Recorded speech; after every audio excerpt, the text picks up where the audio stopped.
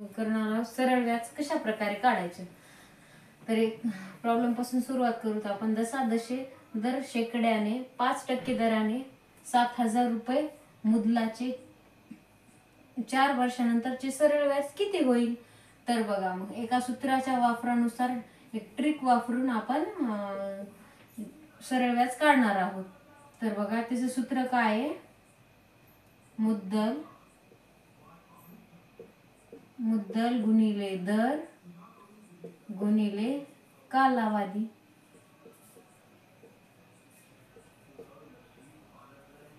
भागिले 100। तर बघा, आपल्याला मुद्दल किती दिली 7,000 रुपये, दर किती दिलाय 5%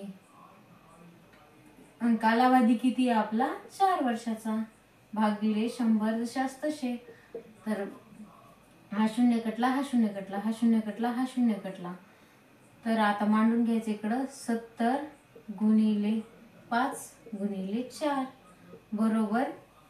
आता हे 70 जशास तसे घ्यायचे आणि ह्या 4चा आणि 5चा गुणाकार करायचा, 4 पंचे 20 बरोबर। हे शून्य जशास तसा खाली, हे शून्य जशास तसा खाली, 7 दोन्ही 14, 1400 रुपये हे सरळ व्याज असेल 4 वर्षानंतरच्या। 7,000 रुपये मुद्दलाचे 4 वर्षानंतरचे सरळ व्याज किती असेल 1400 रुपये। चला तर आपण आणखीन एक क्वेश्चन घेऊया। दशादशे शेकडेवारीने 10% दराने, मागच्या प्रॉब्लेम मध्ये 5% दराने होते, तर आपण आता अमाऊंट वाढून घेतलेली आहे। 10% दराने 28,000 रुपये मुद्दलाचे 3 वर्षानंतरचे सरळ व्याज किती। तर बघा, सूत्र तर माहितच आहे आपल्याला, सूत्र तर माहितच आहे, बघूया आपण। हे किती दिलेली, मुद्दल किती दिलेली आपल्याला 68,000 गुणिले दर किती दिलाय हे 10% आणि आपलं वर्ष कालावधी कितीचा आहे 3 वर्षाचा। तर 100 जशास तसे, हे शून्य कटला, हे शून्य कटला, हे शून्य कटला, हे शून्य कटला, आता किती राहिले 6,800 राहिले, गुणिले हे 3 जशास तसे। तर बघा, हे शून्य शून्य खाली जशास तसा आला, 8 1 8 2 16 अधिक 24, 24 ला 4 हात चारले 2, 6 1 6 2 12, 6 18, 18 हे 2 20 बघा। तर आपले 20,400 3 वर्षानंतरचे सरळ व्याज, 3 वर्षानंतरचे सरळ व्याज हे आपले 20,400 असेल 10% दराने। 68,000 मुद्दलेचे 3 वर्षानंतरचे सरळ व्याज हे 20,400।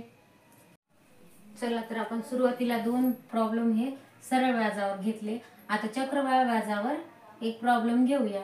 तर सेम सूत्र आहे ह्या प्रॉब्लेमला पण। तर बघा, प्रश्न 1, 7,500 रुपये दशादशी दराने शेकडा 10% दराने 2 वर्षानंतरचे चक्रवाढ व्याज किती। तर बघा, सूत्रामध्ये अगोदर सुरुवातीला आपण मांडून घेऊया सोप्या पद्धतीने एकदम। मु म्हणजे मुद्दल, द म्हणजे दर, क म्हणजे कालावधी, भागिले 100। तर बघा, मुद्दल किती दिलेली आपल्याला 7,500 गुणिले 10% किती सांगितले 2 वर्षाचं आपल्याला सरळ व्याज काढायला सांगितलेले।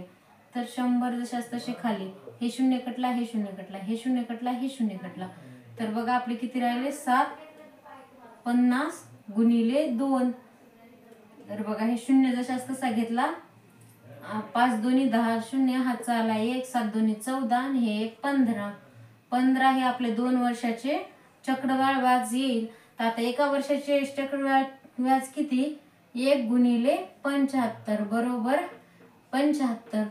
तर आपले एकूण 2 वर्षाचं सरळ व्याज किती असेल 1575, 1575 हे आपलं एकूण 2 वर्षाचं चक्रवाढ व्याज असेल।